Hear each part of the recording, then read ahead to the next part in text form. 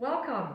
Welcome to my kitchen, and today I'm going to be making for you and for me a dish that it has a lot of protein, it has moderate carbs, it has raw vegetables and olive oil. You put it all together and you make a bean kind of entree, and it's called cowboy caviar. Have you heard of it?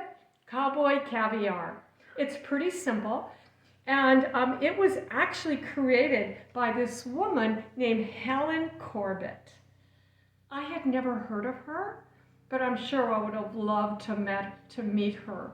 She was kind of like the Julia Child in America. Julia Child did a lot of cooking, French cooking, and Helen Corbett was an Easterner who, about 50 years old, she came to Texas.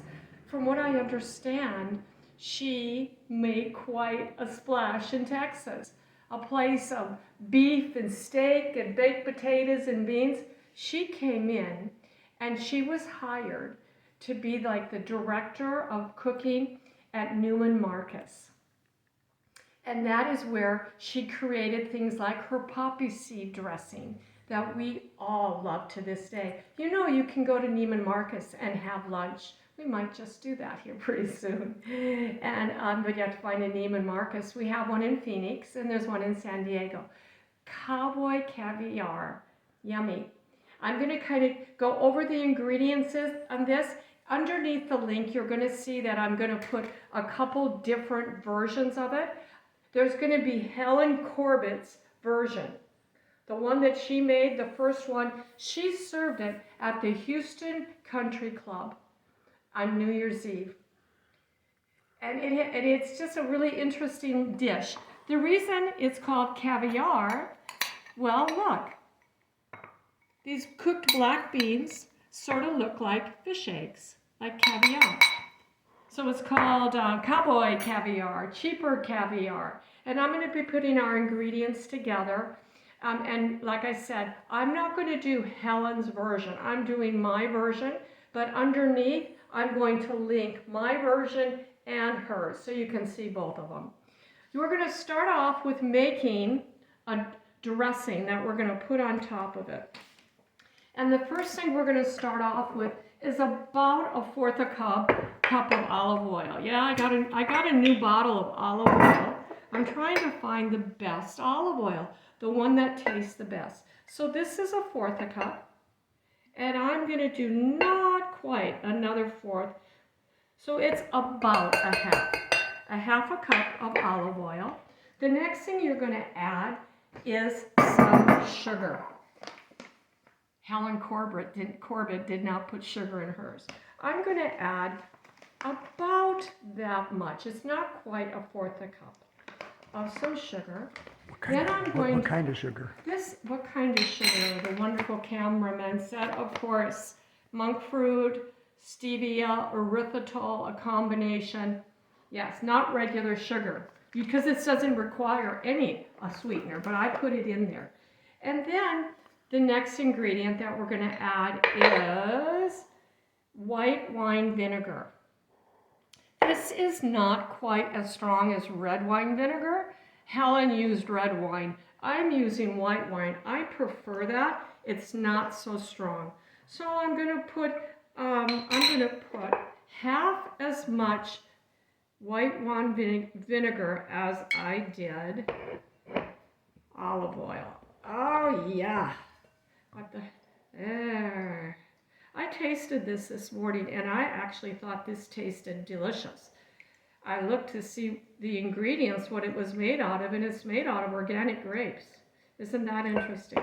So I put that in here. Very simple. It actually smells good in my kitchen right now. I'm going to throw in a dash of salt, a little bit of pepper, and I am going to stir this up. You know what, maybe I should get my whip and whip it. Let's see how this works out. Can I get a whirl going here? And I'm going to go ahead and pour this into another little container and pour it on top of my beans. and I'll re-stir that in a moment. And let me just take a moment and clean up my mess. Okay, now we're on to the simplest part, and that is the main ingredients. You take black-eyed peas. Aren't they cool? Look, I know you know this, but look at that little black eye on it. Isn't it just adorable? Yeah, I think it's cute. Call me dorky, I don't know. I think it's cute. I have 1.5 cups of black-eyed peas. It's a legume. It's called black-eyed pea, and they notoriously will serve this on New Year's Eve because it's supposed to bring success and prosperity.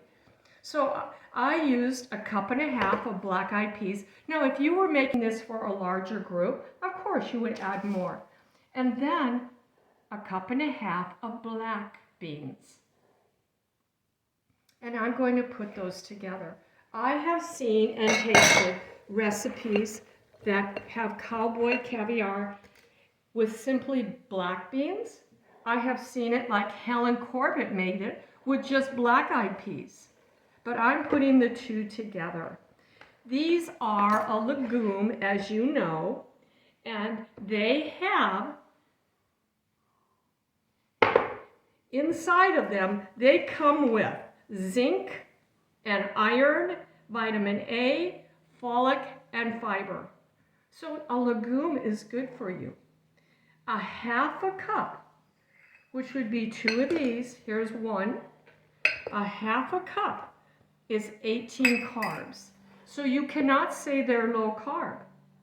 But today I want to talk to you about the glycemic index. It's a range from 1 or 0 to 100.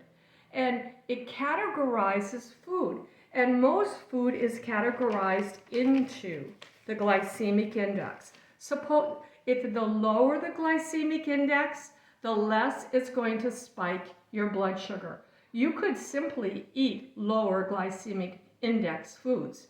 A legume, these particular legumes, the glycemic index is about 38, which is in the low range because if you go from 0 to 100, low is considered 50 or 55 and below. So these are 38. So they're in the higher part of low. Lettuce, broccoli, cabbage, cauliflower, peppers, tomatoes, they are about 15. So, you know, this is twice as much as those other items that I just said. But this is a complex carbohydrate. So you have from 55 and below, and the glycemic index is considered low, and then above 70 is considered high. So you'd have to look, there's a lot of foods that I like to eat that are above 70. And so that's something that I'm kind of paying more and more attention to. These, though, just so you know, are 38. So I will eat about 1/2 cup of this. So this is the basis of my cowboy caviar. Then I'm going to add some cooked corn. This is not very much cooked corn. It is not necessary. Yeah, Helen didn't use cooked corn. But the recipes that I studied, and it was when it was first served to me, it had a little bit of corn in it. I should know the glycemic index of corn. I don't think I looked that up. But it already looks pretty. The next thing we're going to add is this. Instead of putting chili powder in it, I'm just going to put a little bit of a green pepper. I didn't use the whole thing. The other half is going down the garbage disposal. And I'm just going to put a little spice in there to spice it up. Like I said, you could use chili pepper. And then we're going to add some vegetables that are the glycemic index of 15. So I'll add those. Isn't that cool? I got this little item at Walmart where I can put my ingredients and just slide them in and out right here. Then I'm going to add purple onion, the healthiest onion.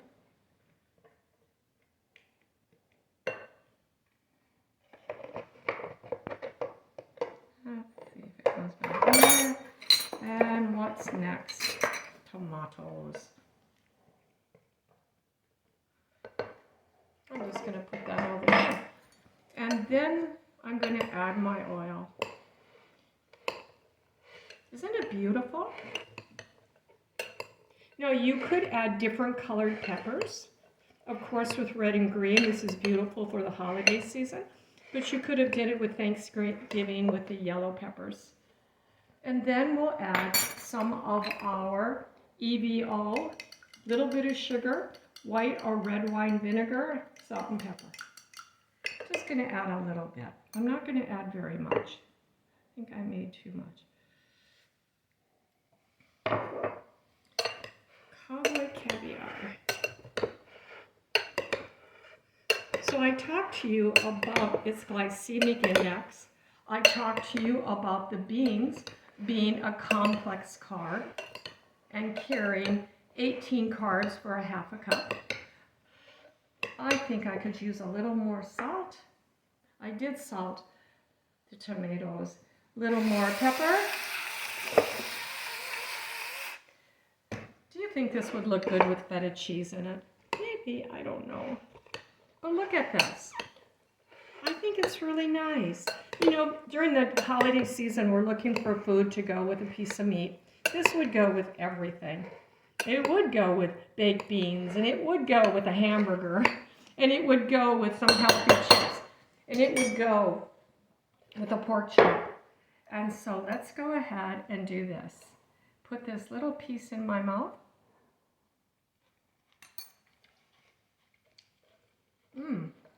Really good. Really, really good. Really, really, really good. This is it. Cowboy Cavalier coming from Phoenix, Arizona, Anthem, Arizona. May our food be blessed.